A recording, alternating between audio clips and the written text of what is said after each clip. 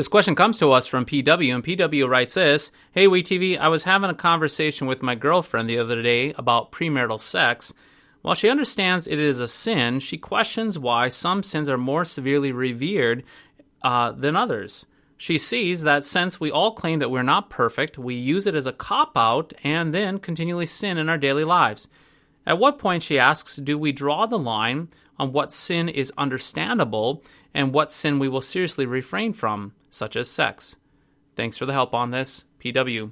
PW, good question. What we want to wrestle with is this, is that phrase that you spoke there is what sin is understandable. Now, let me just back this up and share with you kind of a funny little story. Thinking back to that old movie called the Pirates of the Caribbean, there's a scene in there where Miss Turner is actually captured by the pirates, and she's brought aboard this Black Pearl ship, and she appeals to the pirates' code. So she looks at all the pirates, and she appeals to the pirates' code, demanding that they bring her back to land and release her.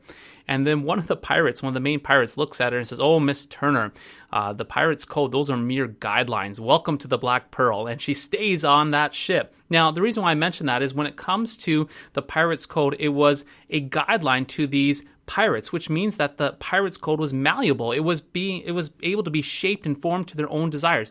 You see, when we go down this road of taking God's law, and we take God's law and we say it's more mere suggestions or guidelines for us for Christian living, such as, then what happens is we take the teeth, we take the accusation, we take the firmness out of the law. We actually become antinomians. And so when that happens, then you can have some sin that is understandable because we've actually defanged the law itself. And so the reality is this, is when it comes to sin, we know sin by the law, and the law speaks. The law says, thou shalt do this, and thou shalt not do that. And regarding this particular situation, the law is very, very clear. It says, thou shalt not commit adultery. And we look at that idea of idolatry, and it's fairly clear what sin is. And premarital sex is definitely breaking that sixth commandment. And so when we look at this, back to your question again, how do we understand what sin is understandable and what is not? There's no such thing as understandable sin. Now, there is sin. Yes, there is sin in our culture that is definitely committed more than other. There's degrees, I guess you would say, of sin that all sin damns. Now, don't get me wrong, they're all sin damns, but there's degrees of ramification and consequence to sin. So if I go out and I tell a white lie, that's definitely a sin. But then if I go and I rob a bank, well, I'm going to spend 20 years in jail because of that. So sin all damns us before God Almighty, but there are consequences to sin, different consequences in this life.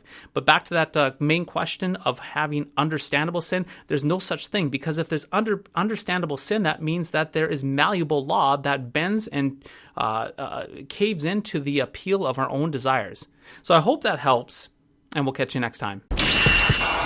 Worldview Everlasting is solid, Christian, and free because it is viewer supported. Your monthly gift of $5, $10, or $25 is the reason that we can continue to improve and expand these tools for online Christian outreach and discipleship. To make a one-time donation, sign up for the Lutheran Ninja Clan regular giving, or to find information about how to put Worldview Everlasting in your congregation's budget, click Donate Now.